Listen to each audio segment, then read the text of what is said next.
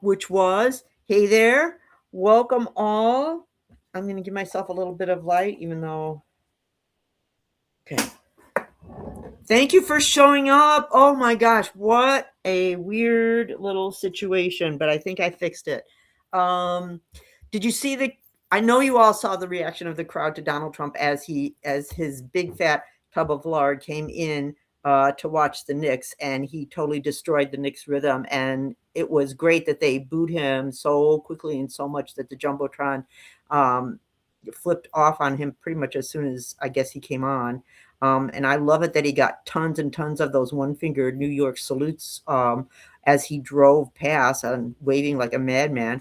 I think his energy was so negative that that's why the Knicks lost. Honestly, I think some people, their just physical presence can create a disturbance. He has a really large presence. So let me get on with what I wanted to say. The reason I wanted to talk tonight was because I was thinking a lot about Russ Vought. Now, with Russ Vought, okay, it seems like Donald Trump just came into office last year and started breaking things. And of course, we all know that the reason for that was because of Project 2025. So there was a ton of planning and preparation that had been happening for decades by the Republicans, by the Heritage Foundation, by other groups, and most specifically by Dominionists. And one of the most, I guess, outspoken dominionist, or I guess now I would say kind of like most famous dominionist, is Russ Vought. Russ Vought is a part of the Seven Mountains Mandate, and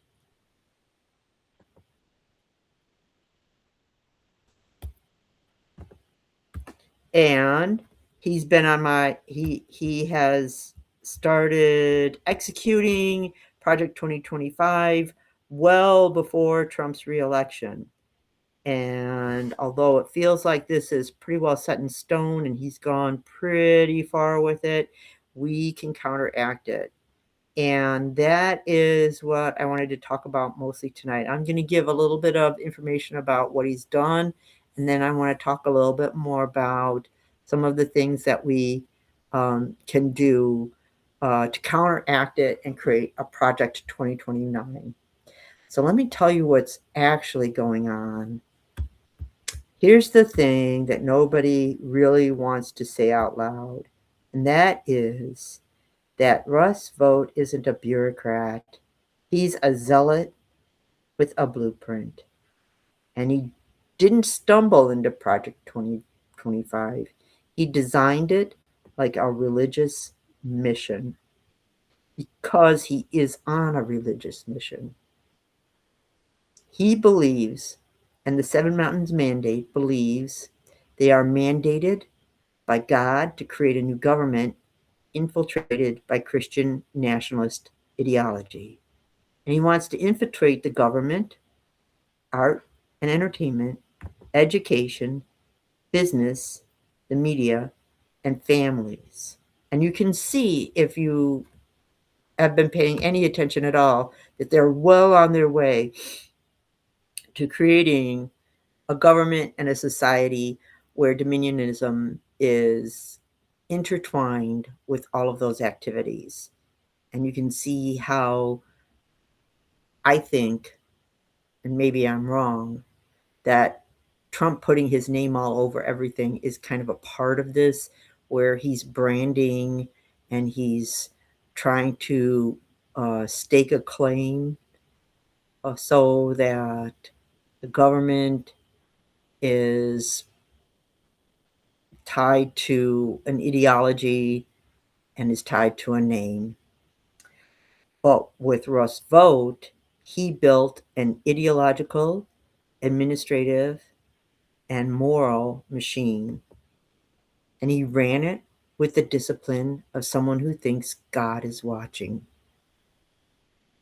Now, let me show you how he did it. And once you see what he did, And how he did it, you can't unsee it. These are the pieces of the machine. He started with a pipeline, and then he rearranged personnel. He wielded power.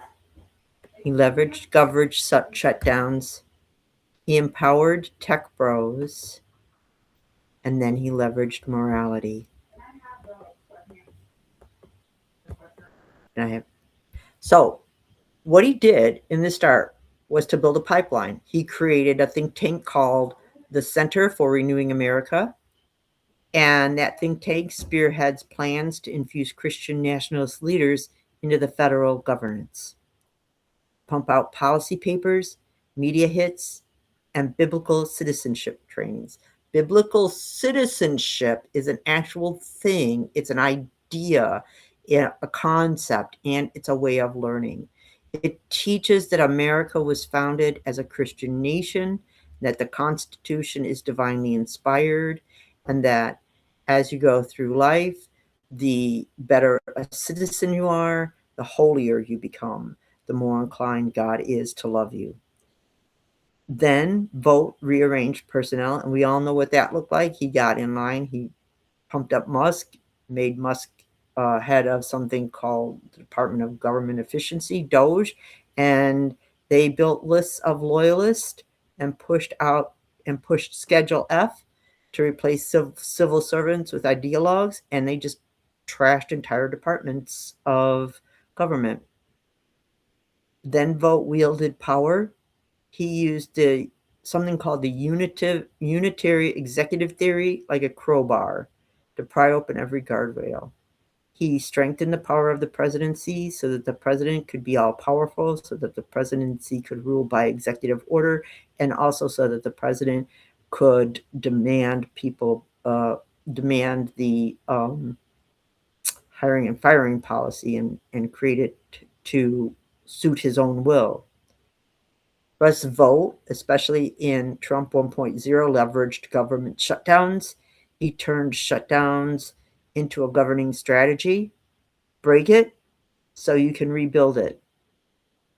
Then he empowered the tech bros.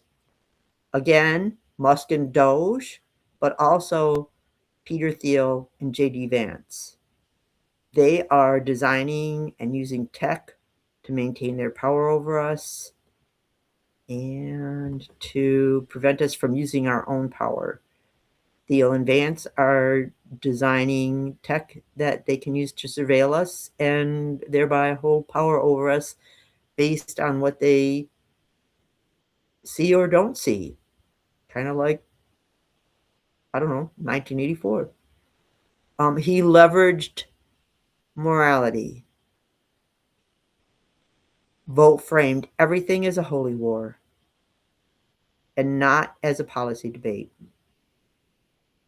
He used the idea of biblical citizenship to create a societal backdrop that gave a religious frame to one's standing as a citizen.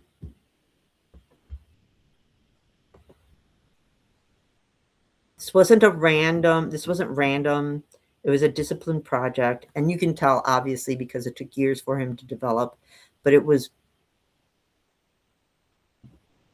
pretty predetermined.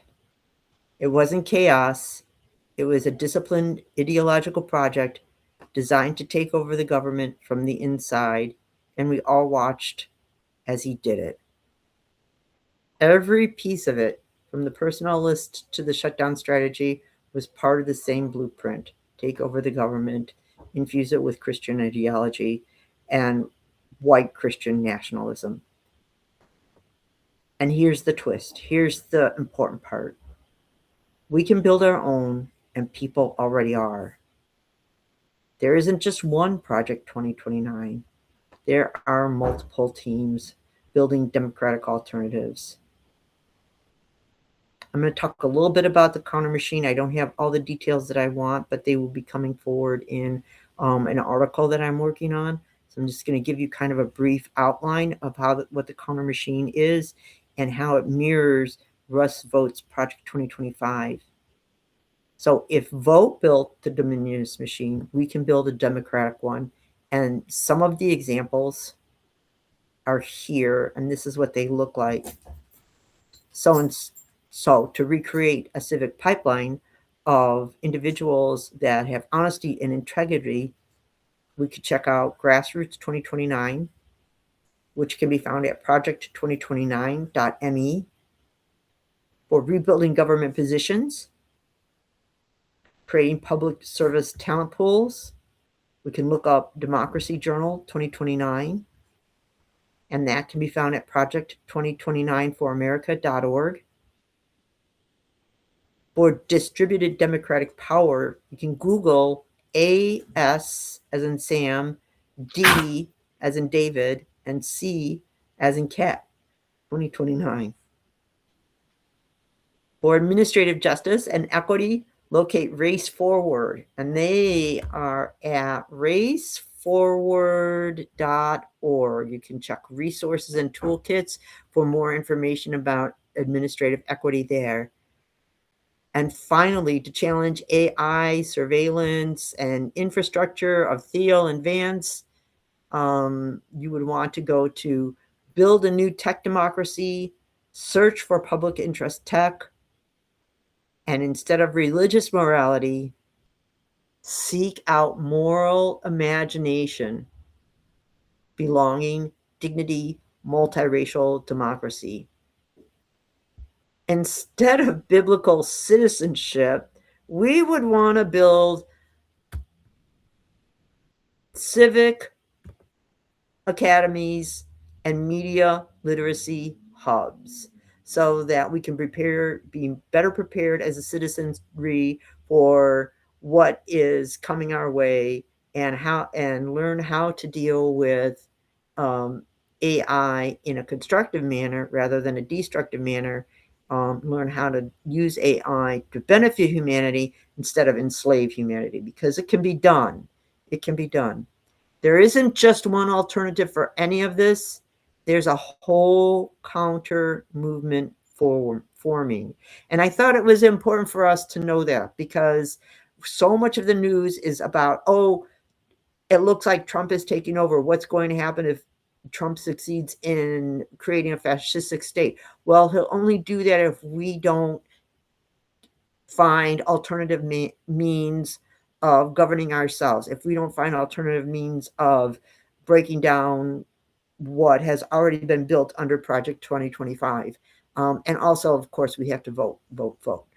So this is a story about imagination, clear-eyed, new ways of thinking, not control. Dominionism is a story about control, but Project 2029 is a story about new ways of thinking about problems. And I can't stress this enough. The most important thing that we can do right now is to have new thoughts and to think new ideas, create new solutions for some of the problems that we have. And we have to do it ourselves. No one's going to ride in. No knight in shining armor is going to ride in on his white horse and help us out of it. We've got to do it ourselves. We've got to get involved. And there are projects and organizations already involved in creating solutions. And so that's really a good place to start. I know that there are people out there that would be interested in doing that. So that's why I wanted to give this talk today. And that's why I'm going to finish up an article with more information and links to some of these places and better descriptions. So we don't have to start from zero. The work has already begun. We can build a government rooted in fairness, justice, and belonging, and the blueprint is already taking shape. And so I thank you so much for jumping on kind of late. I'm going to post this in its entirety pretty soon, maybe sometime this evening. It'll be kind of late, but it'll be available for anybody who missed it. And I appreciate all of you again, and short and sweet, but to the point. Have a wonderful evening, everyone, and enjoy your day tomorrow. Thank you.